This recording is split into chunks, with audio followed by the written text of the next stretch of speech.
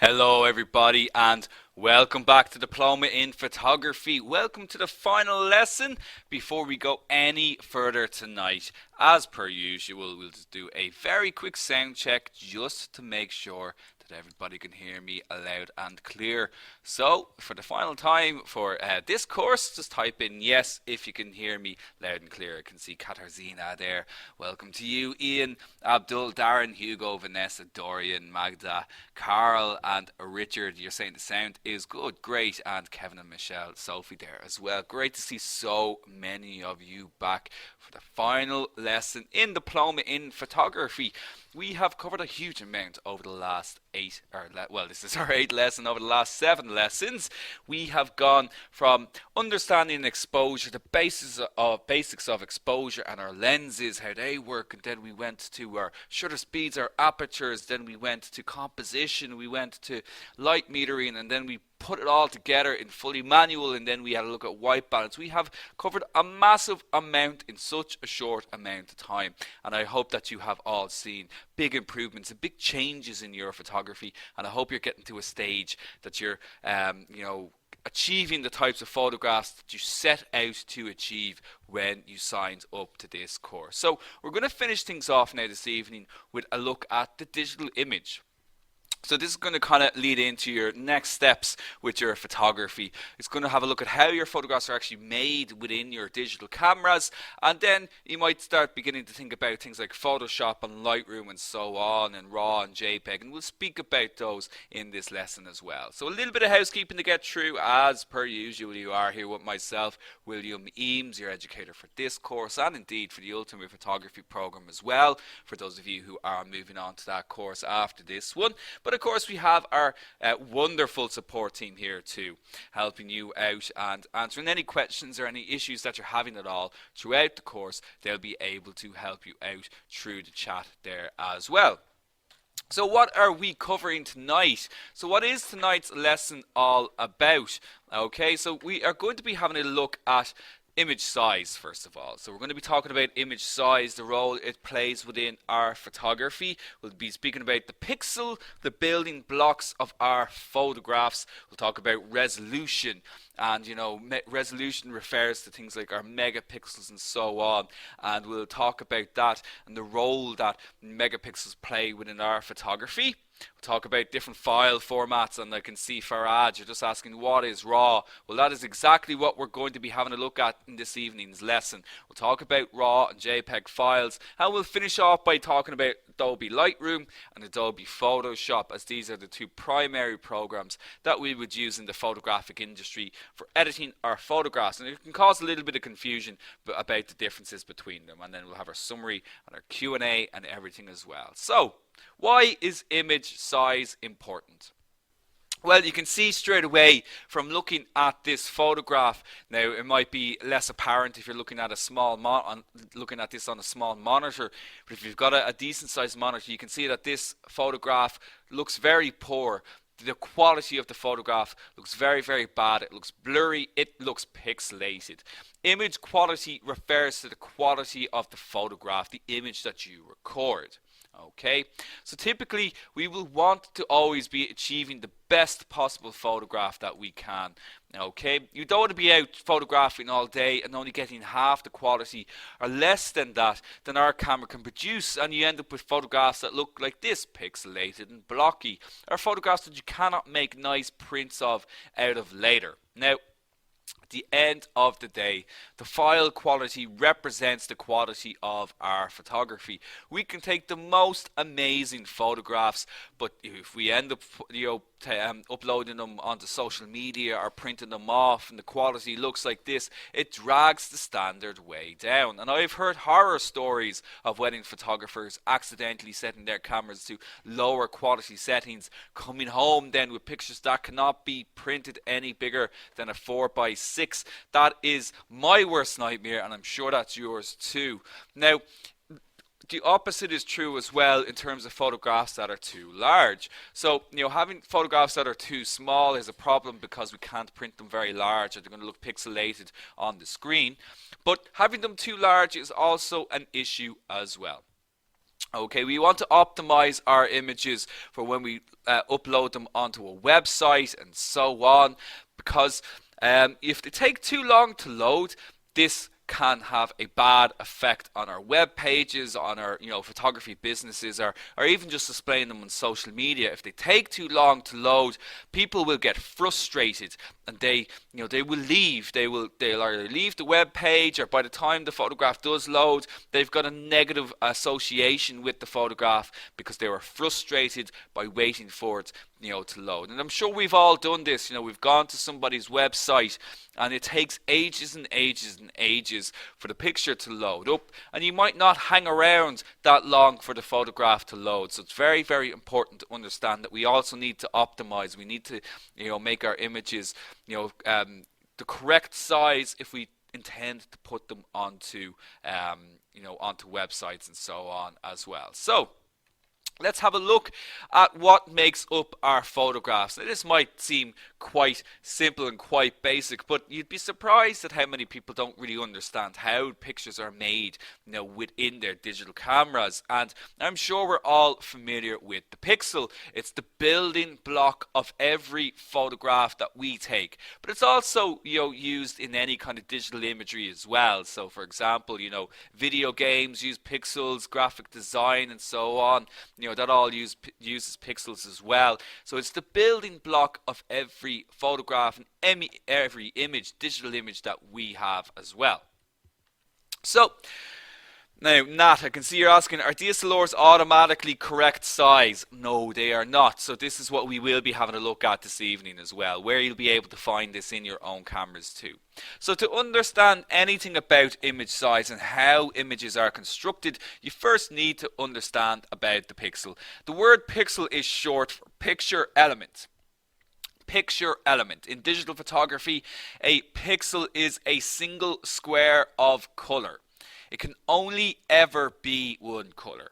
Okay, the more pixels that you have and the smaller they are, the less they look like individual squares and the more they look like a continuous tone or an image, basically with lots of shapes and lines and detail, like any photograph that you have at home. The important thing to understand, a pixel can only ever be one color. It can only ever be one color. And pixels are really the building blocks of your photography, and having thousands and millions of these different colored pixels is what allows us to have full colored images with lots and lots of depth. So let's have a look at this in a little bit more detail. Now, you might be able to identify what we're looking at here already, but what we can see here is we have lots of different color pixels all grouped together to form something that begins to look like an image. Now, you can see there's a lot of variety in tones, and colors and so on, but if you look at every single pixel here, no matter which one you pick out here, it's only ever one color. Okay, it's only ever one color. No matter what one you have a look at, it can only ever be one color. Now, we're zoomed in very, very close here. I can see, Abdul, you've already identified what we are looking at here. But if we zoom out a little bit more, so if we zoom out a little bit more, we can identify this a lot more easily now. But if we zoom out another little bit, we can still see the pixels, but we are starting to see them to begin to form a recognizable shape and recognizable shapes. And we can also begin to see, more detail happening here in this very zoomed up part of the image. Okay, so you can see here as well that there's a huge amount of pixels making up this very small area of the photograph. So we zoom out again, and at this point, we can clearly identify all the shapes, all the lines, all the tones and the shadows and everything here as well. And it's very easy to identify what we're looking at. But we can still just about identify all the little individual pixels here in the photograph as well. That it's constructed of rows and lines of solid color squares. Because there's thousands and thousands of them in this area, the photograph is beginning to come together. Okay, now I can see, Forrest, you're asking, well, you're asking is noise and, is that pixelization? No, noise is not pixelization. They are separate things. Pixelization refers to how many pixels, if you have too few pixels in the photograph. Noise is to do with high ISO. Okay, now we zoom out a little bit more again, and at this stage the photograph is starting to look very good to our eyes, and we can see that we're no longer able to identify the individual pixels here in the photograph that make it up. But just remember, the first photograph, the first image I showed you, was an extreme close-up of the eye. And you can just see how close we had to get to actually see the pixels at that stage. But this is the full photograph. This is the full image. And we know now that this image is made up of millions of tiny little squares. Millions of tiny little squares in horizontal and vertical lines. And they all come together. They're so small, that they form a nice image that is resolved to our eyes. We can't identify the pixels now at this stage. So that's just a very basic look at the pixel. And you can see how close you have to get to be able to identify those individual pixels. This is a high resolution photograph. A low resolution photograph, you would be able to identify the pixels, without having to zoom in anywhere near as much. And this is what we are going to have a look at now.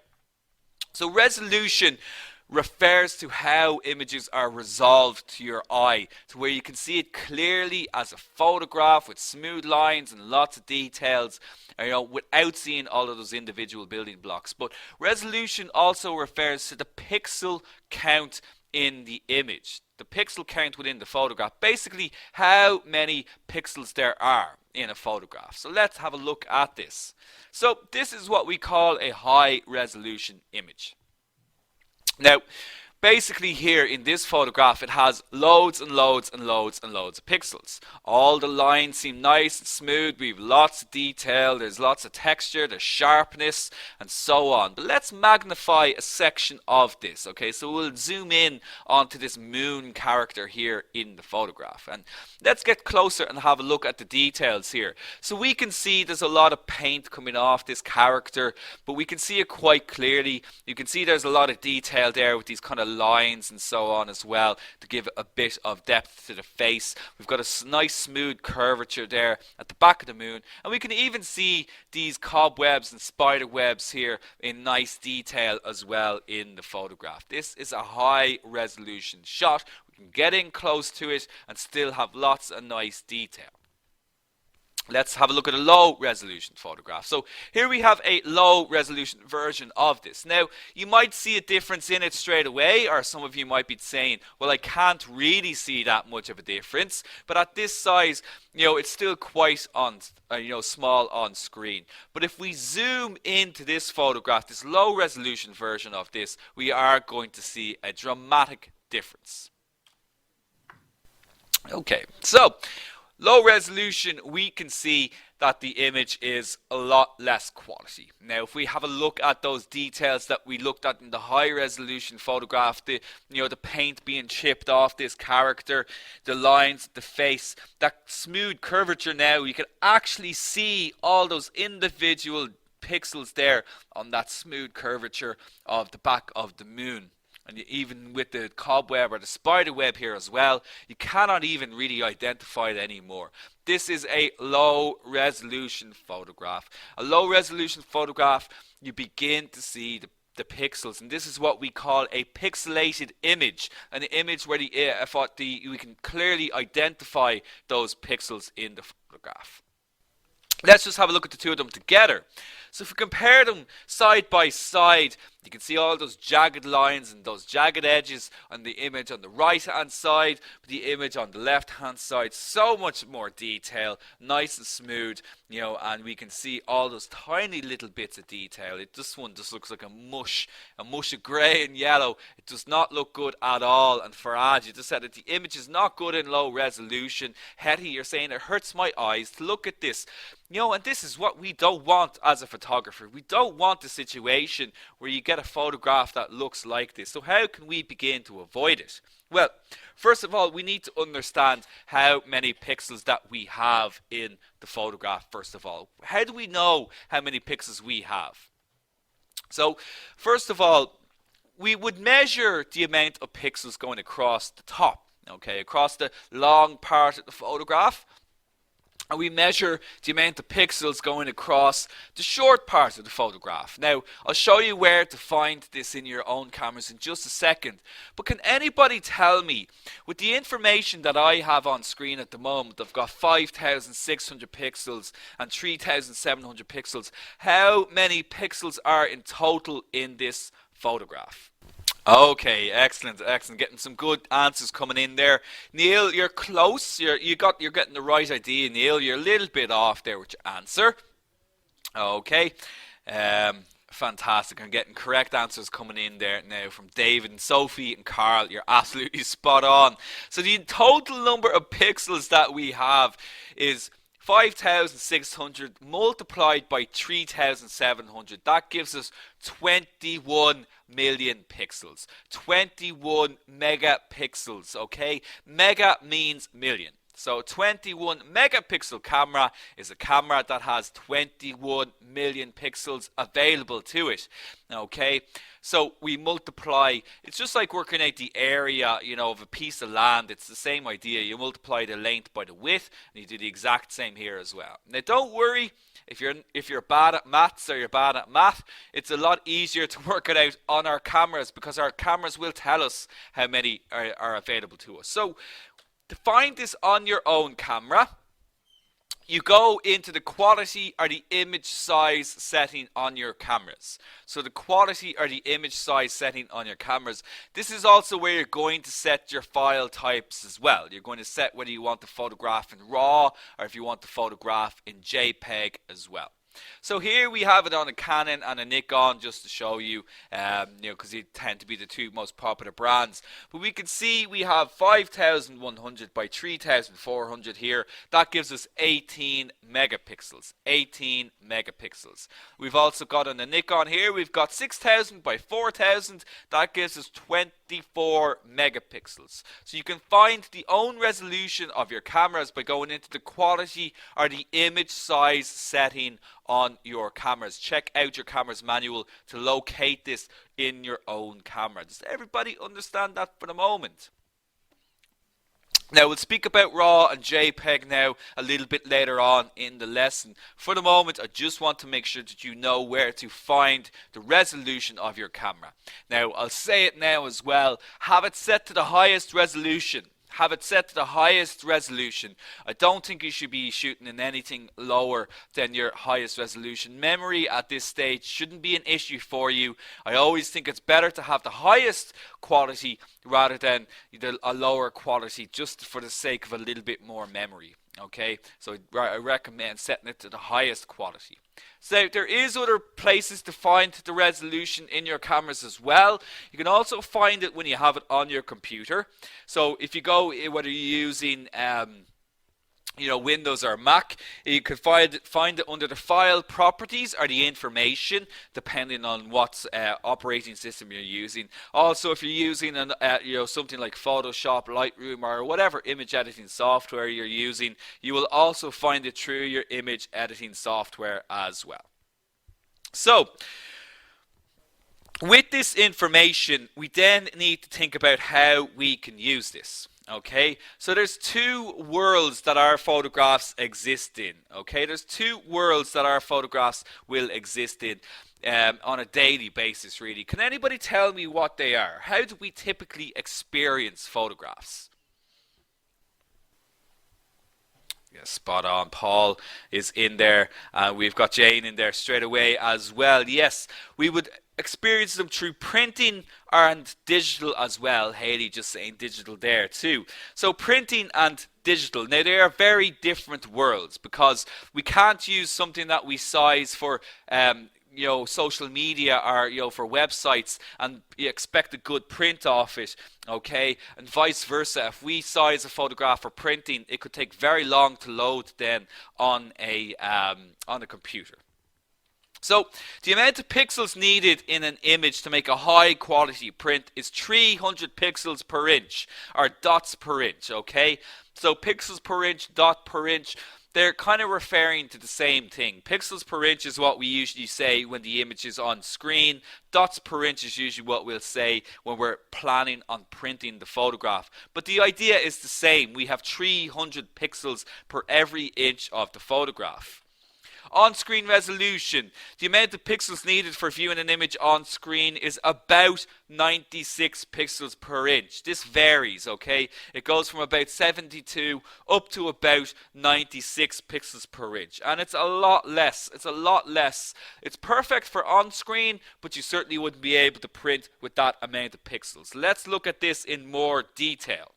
So, I have a photograph here, and I have it sized to 300 pixels per inch. So by using my editing software like Lightroom or Photoshop or whatever editing software, I have sized this photograph to have 300 pixels per inch.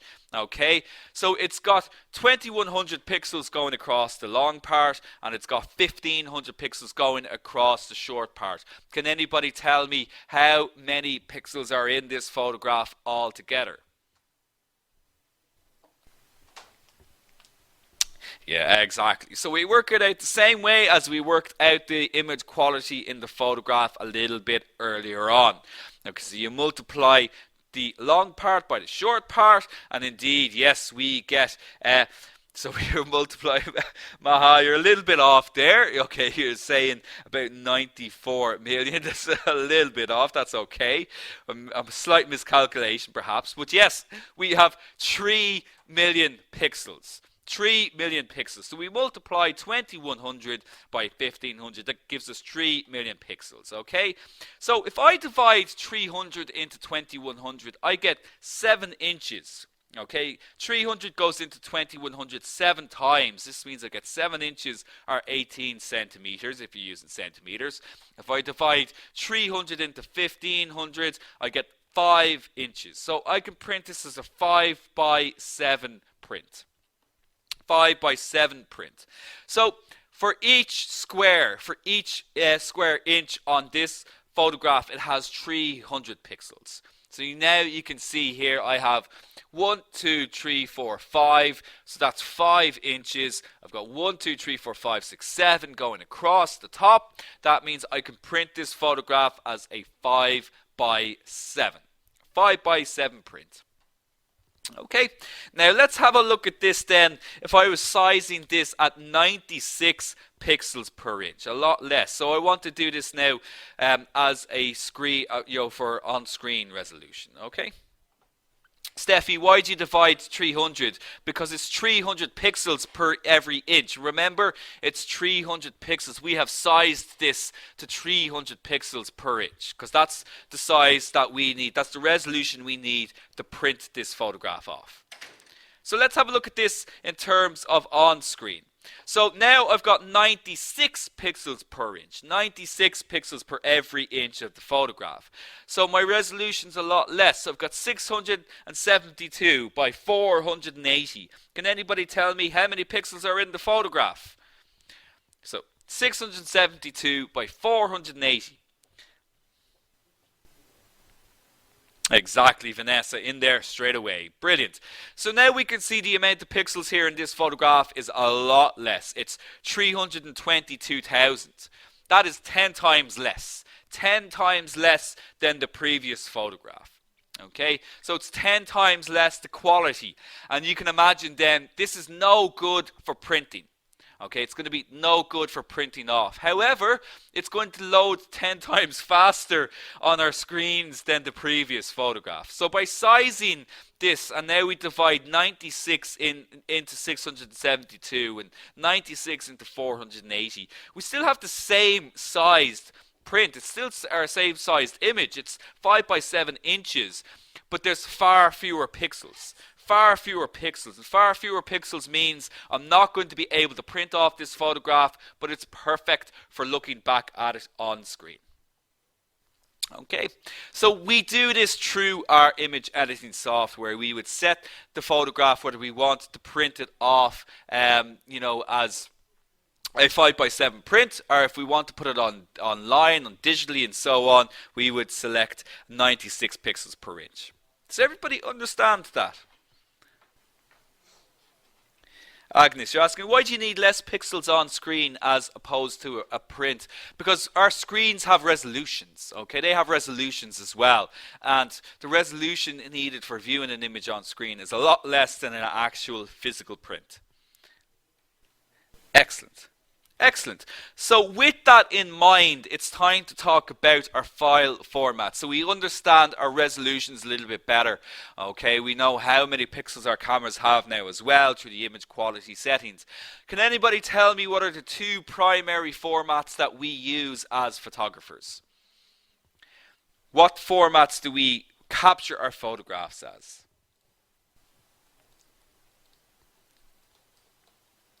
Excellent. Well, Joseph, you're saying JPEG and PNG. No, PNG is not really a photographic file. Okay, it's a very small file. It's not really suitable in terms of long-term photography. Yeah, exactly, Balbina. RAW and JPEG. RAW and JPEGs are the two file formats that we capture primarily as photographers. There is other file types we can use, but RAW and JPEG are the two most common, most frequently used ones, and in my opinion the two most important ones to understand at this stage. First of all, a JPEG, just to give you a little bit of fact about a JPEG is an acronym for Joint Photographic Experts Group. Joint Photographic Experts Group, and basically this is a group of photographers that came together to create a standard photographic file. The idea of a JPEG is that it can be opened up in any image editing software or any image viewing software as well. It is a universal photographic file format. That is what a JPEG is primarily used for, to be opened up in any type of image editing program or any image editing or preview software and so on. So, JPEG and RAW. Well, how do we distinguish the difference between these two file formats? Okay, what's the easiest way to distinguish the difference between these two file formats? Well, I like to use a metaphor or an analogy, I guess, when trying to describe the difference between a RAW and a JPEG file. So, first, we think about food, because we all eat, we all enjoy food. How many of you like to cook?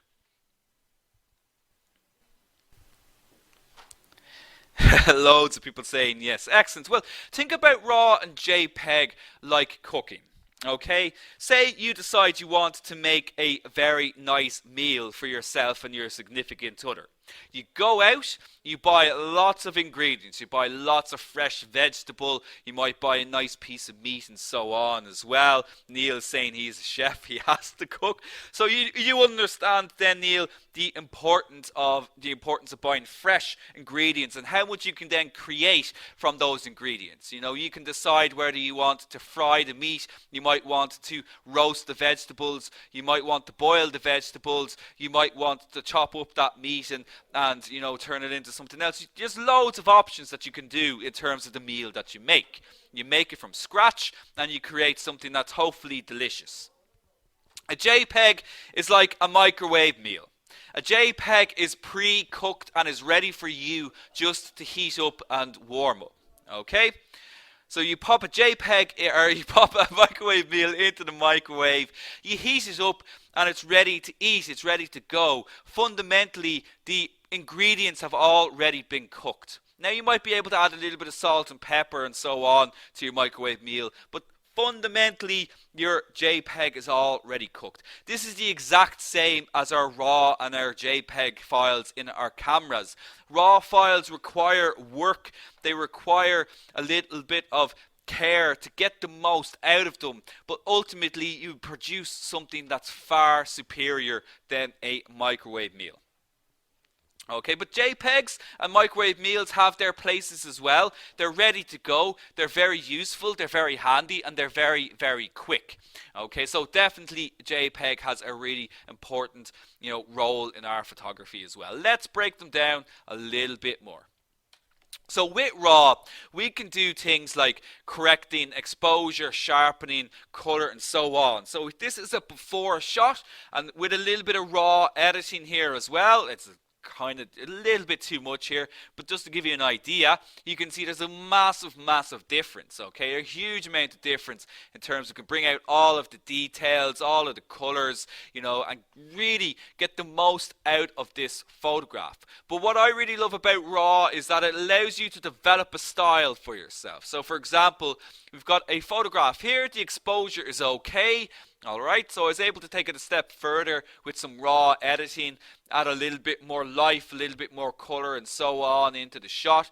But I was able to take it another step and add my own style, my own personal unique take on photography with RAW. Okay, so RAW is great because it allows you to take your photography a step further, and develop a style for yourself, so that when somebody looks at one of your pictures, they're like, oh wow, I'm really impressed by that. That's a great style and it's unique to you.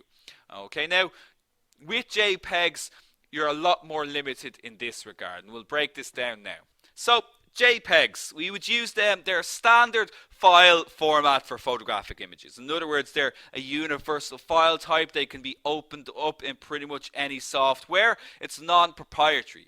We can use any type of image editing or image viewing software to open up these photographs. Okay, it's a much smaller file size. It takes less space to store. It means you get much more photographs per your card. Okay, much smaller file size. Images shot in JPEG are processed in camera and ready to use. They are cooked in the camera. Cooked inside the camera. So if you apply something like color saturation, contrast, sharpness, noise reduction in the camera, and you photograph it as a JPEG, all of these are cooked inside the in the JPEG file and cannot be undone. They can't be undone.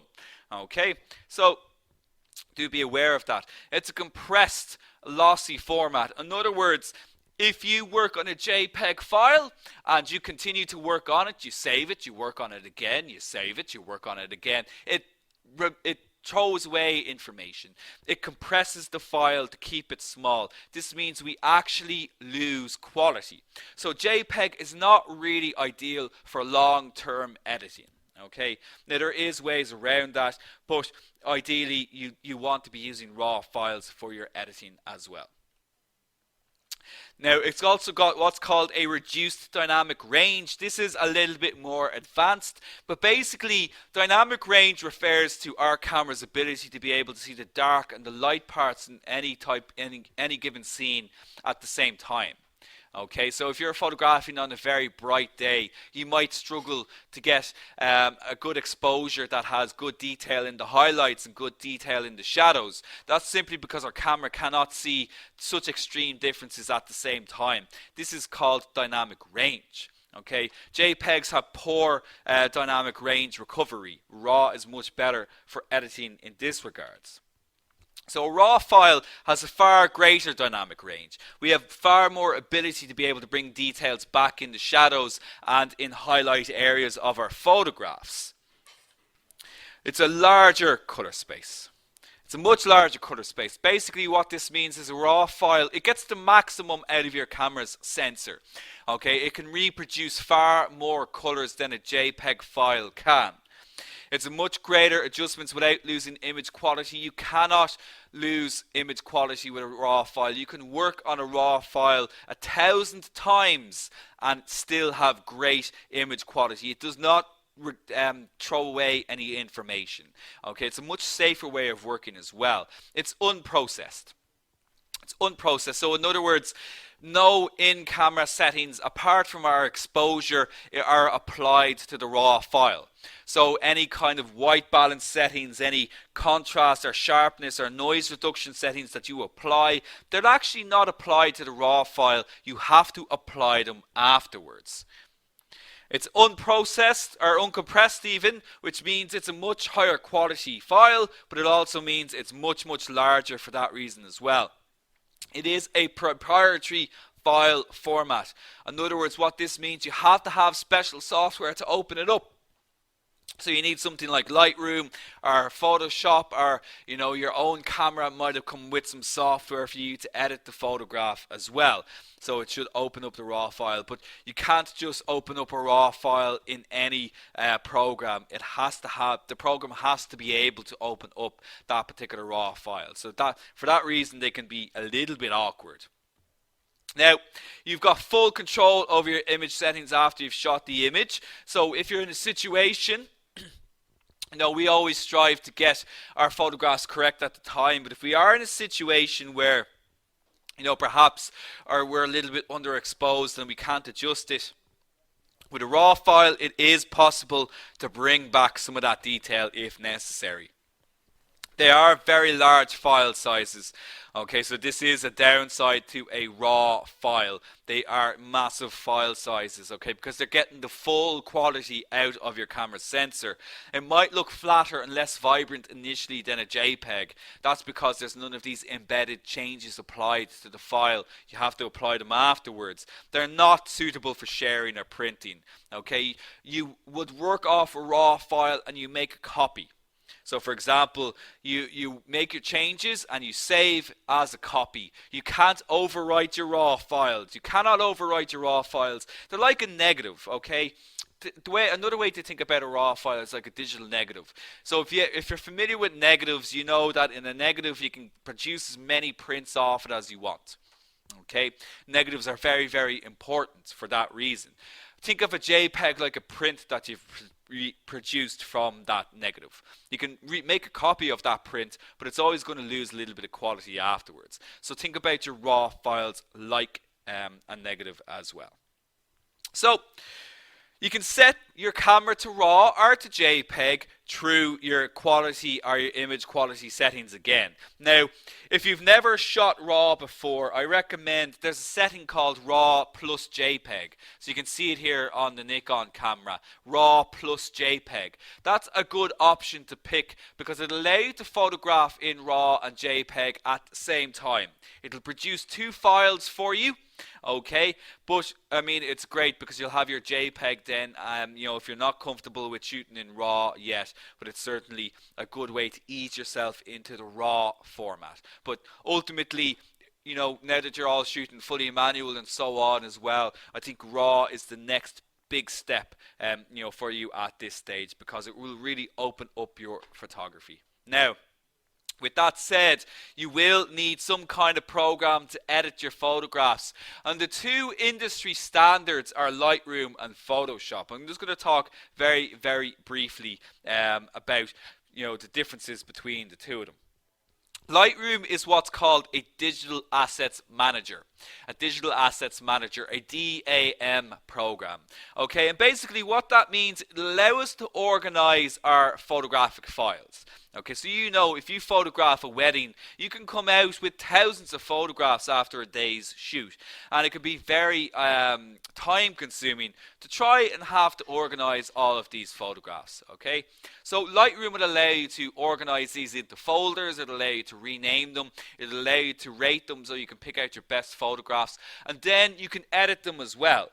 So you can do a huge amount of editing within Lightroom too. Lightroom is essentially going to be 90% of the tools that a photographer will ever need to edit their photographs.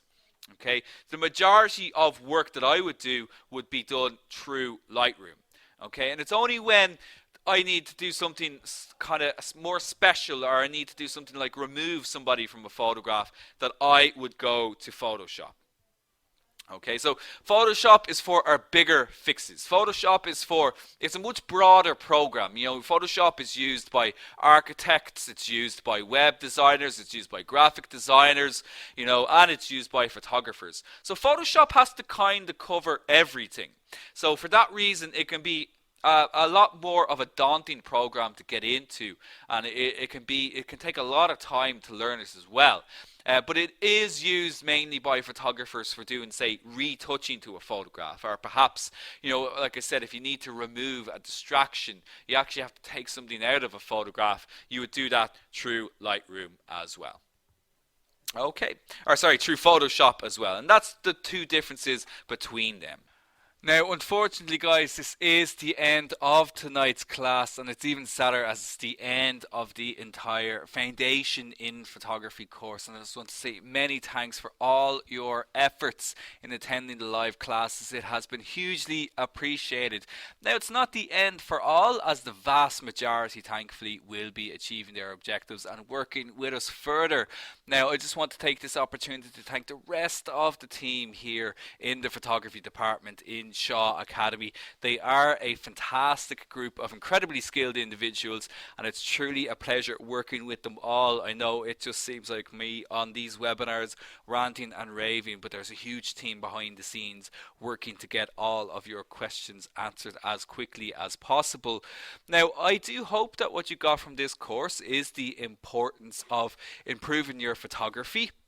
I've taken the best possible photographs that you can, and that you can achieve your goals with the right help. It's all about the application of these skills in order to be the best photographer that you can be. And it's absolutely the education, experience, the constant upskilling and determination that will reinforce everything that you do.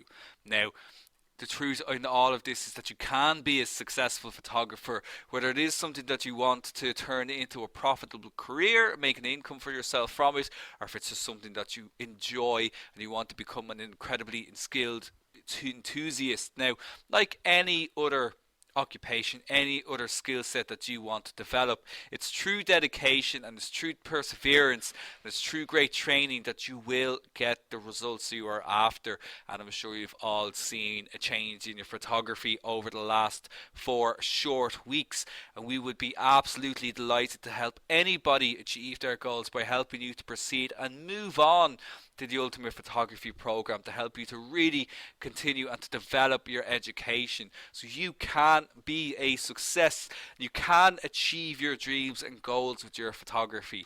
So this is the jumping off point, the photography course, this foundation course. Your first step in improving your photography. I mean, we've really only scratched the surface, getting to that fully manual level. The next goal really should be then you want to develop your raw capabilities as well, and the Ultimate Photography program will just expand your skill sets. Most of you are moving on to this course next. Now, beyond that, then you might want to advance in your post-processing skills. Check out our Photoshop course, our advanced Photoshop course. Then you might want to develop your skills, broaden your skills out, begin to include video into your photography as well. Just means you've got more options, more creative outlets for yourself. And indeed, you know, if you are working in the professional industry, having the ability to be able to include video in your repertoire as well is a massive advantage. Then you can check out other courses like our wedding photography course, our diploma in smartphone photography. All of these courses are designed to get you to achieve success in your photography. Okay, so there's such a huge amount for you to move on into after completing this course. Now, obviously, the Ultimate Photography program is going to be your next step, and then from there, you've got a huge amount of options in where you want to go. Now, as I mentioned, the Ultimate Photography program is the next natural step for those who are serious about achieving a higher level in their photography. And it's really an incredible course, and it's the one that I am most proud of, and I'm excited to see that so many of you will be progressing on and you're achieving your goals with myself and team. And we're going to be delving into things like learning our flash photography, going into HDR photography, really getting in deep into macro photography, a hugely popular area. Look at things like studio, night photography, all these types of photographs that you are going to be able to take after completing the Ultimate Photography program. Now, I know some of you have still yet to upgrade. Places are filling up very, very quickly. Okay, so we've only got about 87% of places have filled up, so we've only got about 13% of places left. Remember, we have a lot of other courses here in Shaw Academy, and a lot of students will be moving from these other courses onto the Ultimate Photography program as well.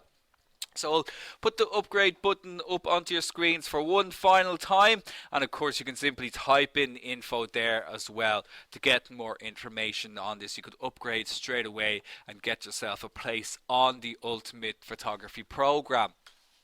Now, although places are limited on the Ultimate Photography program, we will guarantee every single one of you who upgrade to premium membership the EQF Level 5 Professional Diploma. So do upgrade now to guarantee a place for yourself and get that professional diploma in photography.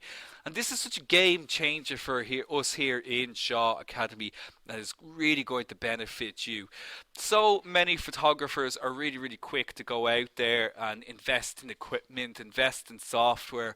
They'll never invest in themselves. Now, whether photography is something that you want to make a career for yourself, or perhaps you just want to expand your own career and move up in whatever job you're working in at the moment, all of these level 5 diplomas are designed to help you to increase your employability. I mean, for example, if you're out there doing photography as a business for yourself, you can gain more photography clients with a recognized qualification that proves your professional credentials. Equipment won't get you clients. Skill does. Being able to prove that you have these skills with a professional diploma in photography will go such a huge way for you. You could also learn marketing. You could learn web development. You could learn graphic design to help market and promote your business through your own website. You can learn all of these skills yourself. This means you save on hiring people to do it and generate business for yourself. Or, if you've no interest in making photography a career for yourself, you could move forward in your own company by upskilling. You can show initiative by becoming qualified in a skill that benefits your company, like Photoshop, like marketing, like graphic design, and so on. There's such a huge amount for you to choose from. You can complete all of these courses and gain these certificates in all of our advanced courses. So, a massive congratulations for all of you who are moving on. A massive welcome to all our new premium members. I'm so happy to see so many of you moving on to that Ultimate Photography program and taking your photography to the next level. Now, so with a lot of questions coming in about our final assignment as well. So the final assignment is going to be available in your student login area now after this class. It'll also be there with the week 4 assignment too. So of course you can complete that before you take your final assignment. This will count towards 25% of your EQF level 5. So if you're moving on, it's essential that you complete this this diploma for this course. If you're not moving on, you can certainly complete this e-diploma as well. It's 100 questions long. It's a great thing to have for yourself, to put on your wall to show that you completed this foundation course as well. It's absolutely free. You'll find it in your student login area. You have 2 hours to complete it, and there's 100 questions all together. You'll get a free e-diploma in your emails when you complete the assignment. Now, I'm sure you're all aware of the premium membership and the currencies and so on as well. If you're still unsure about it in your own currency, type in info to check it out and see what option suits you best. It is ending very soon. It is going to be ending this Sunday along with your access to the course. Okay, so now that we are on the final lesson, it is important for those of you who are on the 30-day trial to be aware that your access will end on Sunday. That means you will lose access to all of the recordings, the free toolkit materials, everything. So if you do want to extend your access, you can extend that with the premium membership as well, and of course you'll get all the toolkits and everything for all the courses that you'll be completing in the future, and of course you'll have access to every other course that we have here in Shaw Academy as well. There's actually 20 on-demand courses that you can get into straight away, so if you've got a serious appetite for learning, there's a huge amount of on-demand courses that you can just binge watch, get straight into, and watch while you're waiting for the Ultimate Photography program to begin. And of course you'll have access to all the other benefits premium membership gives you. That's, as I've mentioned before, that ability to add 3 family members and friends completely free is such a huge advantage to this membership. Everybody gets all the same opportunities as the membership involves for absolutely free. it's such a great thing that we have here, to really be able to allow, your family and your friends to get these EQF level 5 courses completed as well. And you'll get, as I've mentioned before, you'll get the free toolkits and all the courses as well to help supplement your learning too. So, once again, thank you so much. It really was an exciting lesson and an exciting course. I do hope that you have enjoyed this photography course. And as I've said, I'm so happy to see so many of you moving on to continue your photography education with me. But we have a little bit of time now just before we finish up for this evening, so we can do a Q&A now as well. I'm sure you've got loads and loads of questions for me to answer. Okay, Carl, so you're asking, am I going to get the certificate for free? Carl, I don't know which certificate exactly you're referring to. If you're talking about the final assignment on this course, yes, you'll get a free e-diploma at the end of the course. If you're moving on and doing the Ultimate Photography program as well, yes, you'll get that certificate at the end of the course too, that EQF level 5, Carl. Oh, excellent! You are moving on. Fantastic, great. Well, yes, you will get that as well at the end of the Ultimate Photography program, or any of the other advanced courses that you take as well. Tim, you're asking, can I take more than one course? Absolutely, Tim. I think I've answered this before, but yeah, it is absolutely possible. I mean, obviously, you're not going to be able to attend them all live. Things like our advanced Photoshop, our graphic design, and so on. They will take place at the same time live, but it is possible to watch the recordings back of the lesson. So you can make a decision as to which one you'd prefer to watch the recordings on, Tim. But yes, if you feel that you can handle multiple courses at the same time, Tim, yeah, absolutely, go for it. You can complete as many courses as you like. June, you're asking, is the Ultimate Photography program, is it only for professionals? Absolutely not, June. And this is something that I can't stress enough. I mean, it will get you to a professional level with your photography. I mean, you'll understand how professionals work by the end of the course. And if you want to get into it as a business for yourself, you have the skills to do it. But the only distinction between what we'd call a professional photographer and somebody who's doing it as a passion or as an enthusiast is a professional photographer can live off their photography. Their income is generated solely from their photography. Now, whether that's doing things like weddings or fashion photography, maybe even just selling stock photos and so on as well. Generally, it's actually a combination of all of these things. Professionals will usually have a very broad area of the types of photographs that they take to make their income from. But that's the only distinction, June, is that if you get out there and you start making money with your photography, you could call yourself a professional. It's nothing to do with the actual quality of the photographs as such as themselves. So, if you just wanted to improve your photography and learn more about things like your flash photography, a huge area of photography which we haven't covered at this level, or you want to get more creative with your photography, your macro and so on as well. These are all just, areas that we didn't have a chance to cover at this stage, that we just go much more in depth into on the Ultimate Photography program. You won't see a massive jump up in the level of the knowledge that you need for the course. It just continues on from where we leave off, and in fact this course is designed very much to continue straight on from where we leave off, with our raw and our JPEG files and our so on as well. We go straight into it then on the Ultimate Photography program. Ray, you're asking, do I need any more equipment for the Ultimate Photography program? I only have a bridge camera at the moment. No, you don't need to upgrade at all, Ray. I mean, I'm a big believer in that. You should learn your camera to its maximum potential. And if you're at a stage where you feel you simply cannot get the types of photographs that you want to be getting with your camera, and you feel that you understand everything about photography, then it might be time for you to upgrade your camera. But if you still feel that there's not everything that you understand about your camera, and I'd guarantee that there isn't, because this is only a basic course, I don't think you need to upgrade your camera at all. And so many students that continue on to the Ultimate Photography program, they do use use their bridge cameras. I've loads of students, who use their phones and so on as well.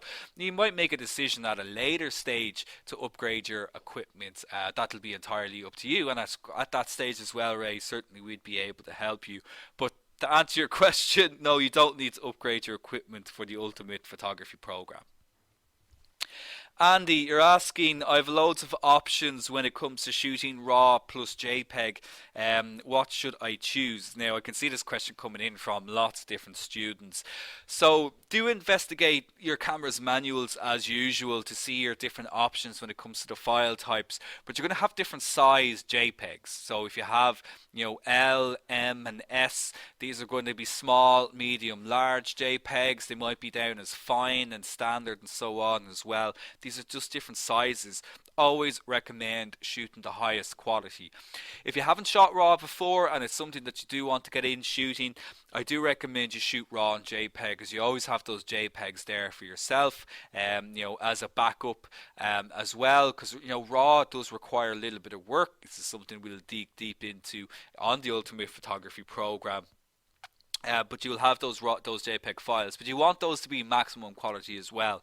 I don't think memory should be an issue for anybody at this stage. You can get such huge amounts of memory for such affordable prices nowadays. You should be getting the maximum quality out of your camera.